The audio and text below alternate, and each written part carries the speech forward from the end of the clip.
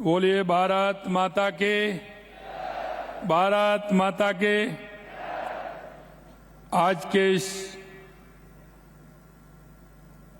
आरक्षक नवनियुक्त समारोह के अवसर पर मंच पर विराजमान आधुनिक भारत के चाणक्य माननीय केंद्रीय गृह एवं सहकारिता मंत्री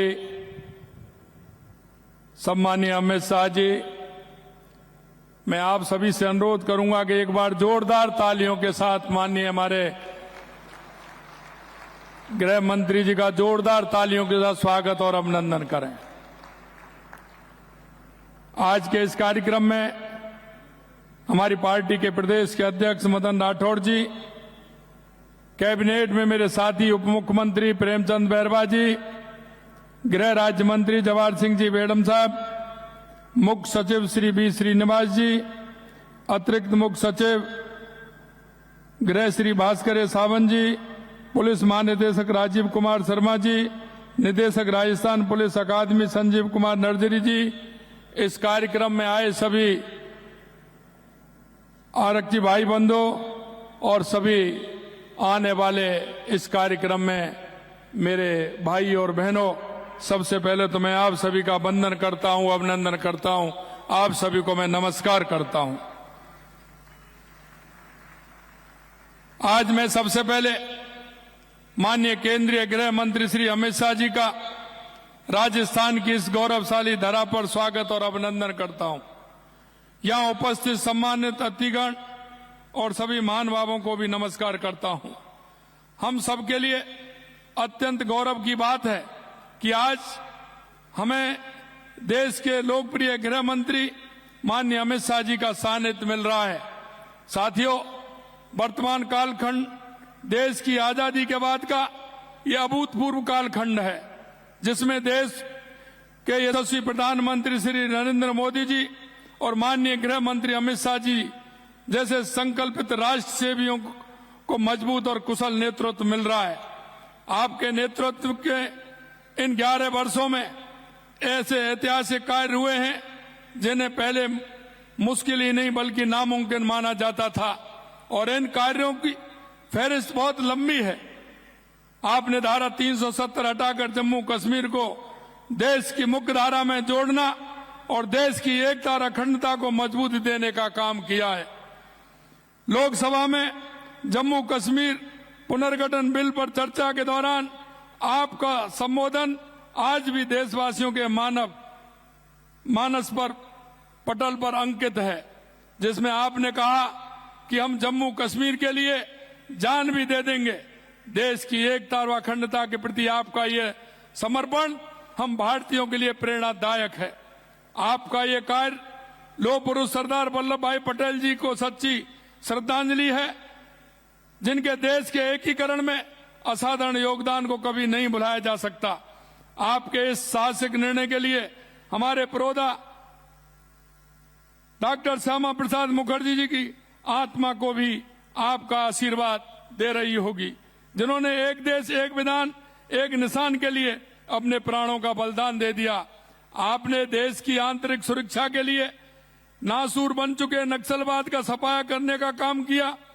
आपने माननीय प्रधानमंत्री जी के नेतृत्व एवं मार्गदर्शन में अपनी प्रतिबद्धता से देश में औपनिवेशिक मानसिकता वाले कानूनों को समाप्त किया। इनकी जगह नए 3 कानून लागू कर देश की न्याय प्रणाली को अधिक लोकतांत्रिक बनाया है। आपने सीए कानून लाकर पाकिस्तान, बांग्लादेश और अफगानिस्तान में धार्मिक उत्पीड़न से तंग आकर भारत में शरण लेने वाले अल्पसंख्यकों को भारतीय नागरिकता देने की राह खोली है। आपके कुशल नेतृत्व में पूर्वोत्तर में महत्वपूर्ण शांति समझौते हुए हैं और हाथ में हथियार लेकर घूमने वाले युवा सरेंडर और मेन स्ट्रीम में आए हैं। इसी के चलते आज पूर्वोत्तर शांति और विकास के मार्ग पर तेजी से आगे बढ़ रहा है। आज माननीय गृह मंत्री जी के इन पवित्र कर कमलों से राजस्थान पुलिस के 10,000 जवानों को नियुक्ति पत्र प्राप्त करने का अवसर मिल रहा है। मैं इन सभी जवानों को बहुत बहुत बधाई और उनके उज्जवल भविष्य की कामना करता हूं।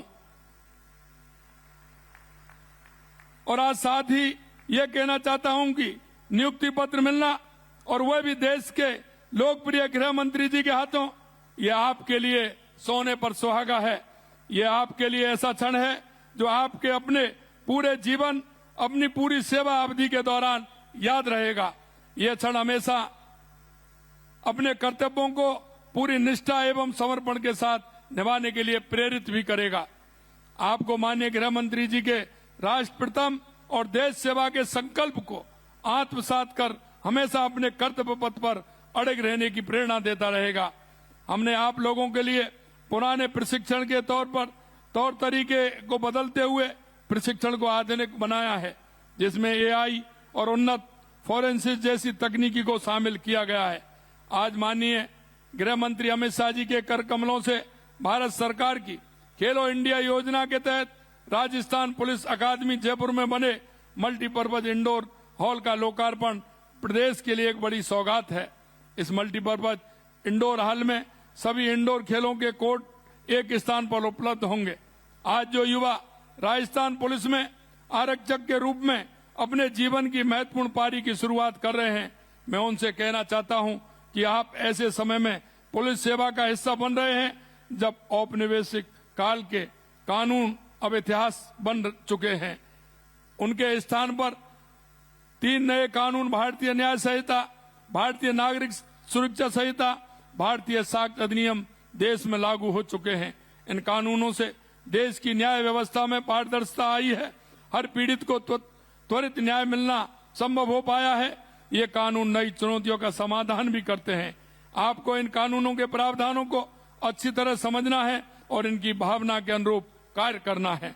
साथ ही आपसे ये भी कहना चाहता हूं कि आज का युग तकनीकी बदलाव का है, इसलिए आप नए कानूनों के साथ ही नई तकनीकी के बारे में खुद को अपडेट रखें और सीखते रहें। साइबर अपराध से लेकर के संगठित अपराध तक हर चुनौती के लिए सजग, सक्षम और तत्पर रहना आपकी प्राथमिकता है। राजस्थान साइबर क्राइम को ऑर्डिनेशन सेंटर R4C की स्थापना की घोषणा करते हैं। जैसा कि आप जानते हैं कि साइबर अपराध आज हमारे समक्ष एक नई चुनौती के रूप में उभर कर सामने आए हैं। इन चुनौतियों को देखते हुए यशस्वी प्रधानमंत्री श्री नरेंद्र मोदी जी और माननीय गृह मंत्री अमित शाह जी के नेतृत्व में भारत सरकार द्वारा भारतीय साइबर अपराध समन्वय केंद्र I4C की स्थापना की गई है। इस राष्ट्रीय दृष्टिकोण और अनुभव से प्रेरणा लेते हुए मुझे ये घोषणा करते हुए अत्यंत प्रसन्नता हो रही है कि माननीय अमित शाह जी के मार्गदर्शन और पहल पर प्रदेश में राजस्थान साइबर क्राइम को ऑर्डिनेशन सेंटर R4C की स्थापना की जाएगी। Rajasthan cyber crime coordination centre R4C को साइबर अपराध के क्षेत्र में एक सेंटर ऑफ एक्सीलेंस के रूप में विकसित किया जाएगा। R4C के माध्यम से राज्य के सभी जिलों के बीच साइबर अपराधों से संबंध समन्वय, सूचना साझाकरण और अनुसंधान को एक सुदृढ़ और विकेंद्रीकरण ढांचा प्रदान किया जाएगा। R4C के माध्यम से हमारे पुलिस अधिकारियों का क्षमता संवर्धन भी होगा। कानून व्यवस्था को सुदृढ़ बनाने के लिए हमारी सरकार ने पिछले 2 साल में अनेक कदम उठाए हैं। महिला सुरक्षा के लिए 65 एंटी रोमियो स्क्वाड और 500 कायल का पेट्रोलिंग यूनिट संचालित कर रहे हैं। राज्य में 9400 सीसीटीवी कैमरे लगवाए गए। SIT गठित कर परीक्षाओं में अनियमितताओं के प्रकरणों में करीब 400 आरोपी गिरफ्तार किए गए हैं।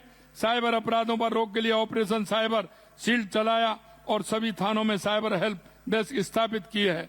इन प्रयासों से कानून व्यवस्था में बड़ा सुधार हुआ है।